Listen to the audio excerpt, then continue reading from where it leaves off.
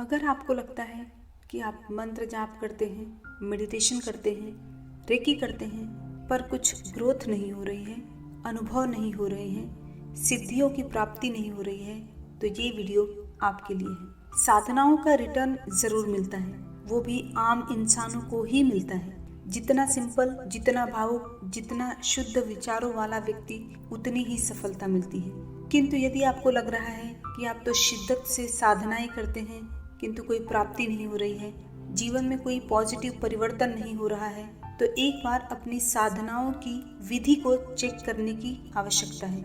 विधि शब्द सुनकर डरे नहीं। यहाँ विधि का अर्थ कोई विशेष पूजा पाठ नहीं है, बल्कि यदि आप सिंपल मंत्र जाप करते हैं तो भी सिद्धियां मिल सकती हैं। बेसिकली यदि कोई व्यक्ति, अगर सिंपल शब्दों में कहूँ तो यदि नियम से अपनी विधि यानी मंत्र जाप, मेडिटेशन या रेकी या कोई अन्य साधना प्रैक्टिस करता है तो सिद्धियां जरूर मिलती हैं। अक्सर मैंने पाया है कि लोग कुछ कॉमन लेकिन सबसे इम्पोर्टेंट पार्ट को ही मिस कर देते हैं, या यूँ कहिए कि कुछ गलतियां कर देते हैं, इसीलिए उनकी साधनाएं वेस्ट चली जाती हैं। तो आज हम ऐसी 4 मुख्य गलतियों के बारे में बात करेंगे जिसकी वजह से आपको सिद्धियां नहीं मिल रही हैं, आपकी साधनाओं का फल नहीं मिल रहा है, या यूं कह लीजिए कि आपको सिद्धियां प्राप्त करने में डिले हो रहा है। तो इसे आप एक गाइडिंग वीडियो के रूप में भी ले सकते हैं और चेक कीजिए कि ऐसी कौन सी गलती है जो आप कर रहे हैं और उसको सुधार कर लीजिए। तो पहली जो मिस्टेक होती है वो होती है संकल्पों में कमी। कहते हैं ना, व्यक्ति जैसा सोचता है वैसा ही बनता है। ऐसा क्यों है? क्योंकि उसके विचार ही उसकी तकदीर बनाते हैं। ये तो हुई साधारण बात, किंतु जब एक आध्यात्मिक व्यक्ति कोई साधना करता है तो उसकी जो मैनिफेस्टेशन पावर होती है वो आम लोगों से कई गुना ज्यादा होती है। इसीलिए मैं हमेशा कहती हूँ कि लक्ष्य के साथ ही कोई साधना करें।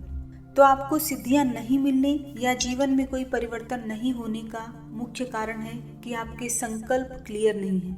दूसरे शब्दों में कहूँ तो शायद आपने कोई क्लियर लक्ष्य ही नहीं रखा है, या फिर अगर संकल्प क्लियर है तो उसमें भी फ्लक्चुएशन होता रहता है। फॉर एग्जाम्पल, लेट्स सपोज एक व्यक्ति मान लीजिए कि अपनी जॉब के लिए साधना शुरू करता है, तो जैसे ही उसकी कुछ दिन की प्रैक्टिस होती है उसको थोड़े कुछ चेंजेस दिखने शुरू हो जाते हैं और फिर वो अपने संकल्प में बदलाव करने लगता है।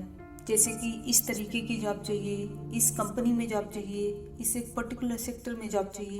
तो ऐसे में वह खुद अपनी साधना पर, संकल्पों पर या विचार पर स्थित नहीं रहता, फोकस नहीं रहता और उसकी एनर्जी इधर उधर भटकने लग जाती है।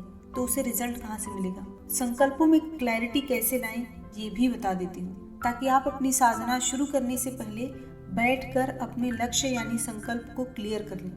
मान लीजिए कि आपने कोई हेल्थ इश्यू को ठीक करने के लिए साधना का लक्ष्य बनाया। हमेशा 21 दिन या 40 दिन की साधना करें, वो भी बस एक ही पॉइंट यानी एक ही संकल्प के साथ। ढेर सारे संकल्प एक साथ न लें। भविष्य में अनुभव के साथ, आपकी स्पिरिचुअल ग्रोथ के साथ आप संकल्पों को बढ़ा सकते हैं, पर शुरू में कोशिश कीजिए कि कोई एक ही संकल्प लीजिए। तो मान लीजिए किसी ने माइग्रेन ठीक करने के लिए साधना शुरू की, तो कुछ दिनों में माइग्रेन पर तो असर दिखेगा ही, हो सकता है साथ में कुछ अन्य लाभ भी मिले, तो व्यक्ति उसमें कुछ और ऐड करके एनर्जी को डाइवर्ट कर देता है। आपको ये नहीं करना है। जो संकल्प पहले दिन लिया था, 21 दिन के लिए लिया था या 40 दिन के लिए लिया था, वो अगर 5 दिन में ही सिद्ध हो जाते हैं यानी पूरे हो जाते हैं, तो भी आपको जितने दिन की साधना आपने उठाई थी आपको वो कंप्लीट करनी है उस एक संकल्प के साथ। तभी आपके भविष्य के भी संकल्प सिद्ध होंगे और आपको सिद्धियों की प्राप्ति होती रहेगी। अन्यथा 1-2 बार हो सकती है और उसके बाद बंद हो जाएगी। दूसरा जो कारण है साधना में असफल होने का, वो है नियम में कमी।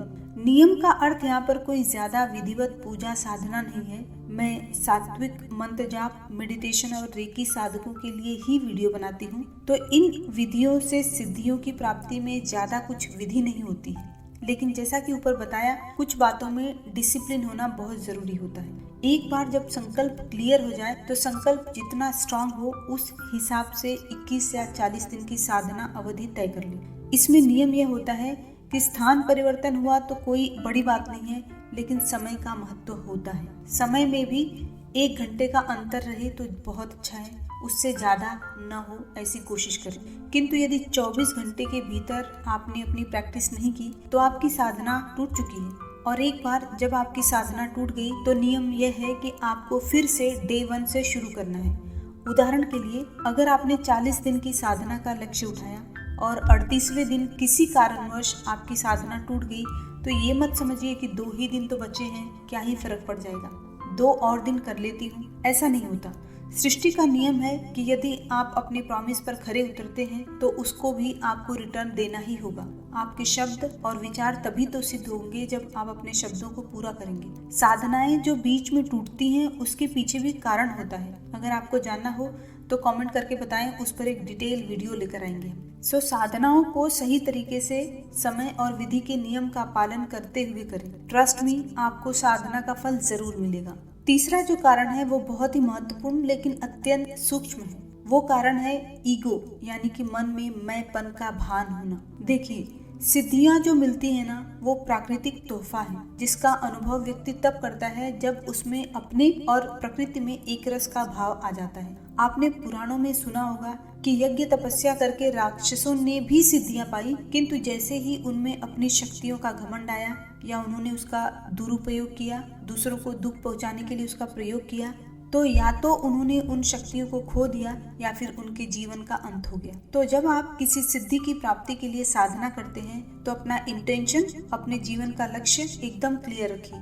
अपने घर परिवार की सुख समृद्धि के लिए कीजिए। ये बात भी खुद को याद दिलाइए कि आपकी सिद्धियां ईश्वर की मेहरबानी है। आप तो बस उस शक्ति के प्रवाहित होने का जरिया है, माध्यम है। तो बस ईश्वर के प्रति, शक्तियों के प्रति कृतज्ञता का भाव रखें। अक्सर लोगों में अहम की भावना आ जाती है। जब तक आप ये मैंपन के भाव को, अर्थात मैं ये कर रही हूँ, कर रहा हूँ, या मैं ऐसा कर सकती हूँ, कर सकता हूँ का भाव अपने भीतर से नहीं जाने देंगे, आप खुद अपनी असफलता के कारण हैं। यदि आप चाहते हैं कि ईश्वरीय शक्तियाँ आपके लिए कार्य करें तो साधनाएं एक बहुत ही शक्तिशाली तरीका है स्वयं को उस योग्य बनाने का। किंतु साधनाओं के साथ साथ अपने भीतर की नकारात्मक भावनाओं को खत्म करना भी अनिवार्य है, और ये अहम का भाव भी एक नकारात्मक भाव है जो आपकी सिद्धियों को सफल होने में रोक रहा है। चौथा कारण है आपका खान पान। यदि आप सिद्धियां प्राप्ति करने के उद्देश्य से साधनाएं कर रहे हैं, स्वयं को, अपने परिवार को, अपनी सेहत को ठीक करने के लिए कोई साधना कर रहे हैं, तो आपको ये समझने की जरूरत है कि आपका खान पान आपकी उन्नति या अवनति में बहुत बड़ा रोल प्ले करता है। ये ऑप्शनल है, लेकिन यदि आप इस पर थोड़ा ध्यान दे सकें तो आपकी साधना कम समय में सिद्ध हो सकती है। आप जो भोजन खाते हैं वो एक एनर्जी होल्ड करता है बनाने वाले का। तो पकाया हुआ भोजन सिर्फ टेस्ट और न्यूट्रिशन नहीं, बल्कि पकाने वाले के भीतर के विचार भी आपके भीतर डालता है। इसलिए अगर आप साधनाओं के दौरान अशुद्ध भोजन, तामसिक भोजन, होटल में बना भोजन खाते हैं तो आपको अपनी एनर्जी को क्लीन करने में बहुत समय लगेगा, क्योंकि आप मंत्र जप करके खुद को जितना शुद्ध करते हैं उतना ही इन नेगेटिव एनर्जी का कंजम्पशन करके खुद को मलिन भी करते हैं। तो हिसाब रखिए अपनी दिनचर्या का। बेहतर होगा कि आप साधना के दौरान जितना संभव हो रॉ चीजें खाएं, जैसे कि फल,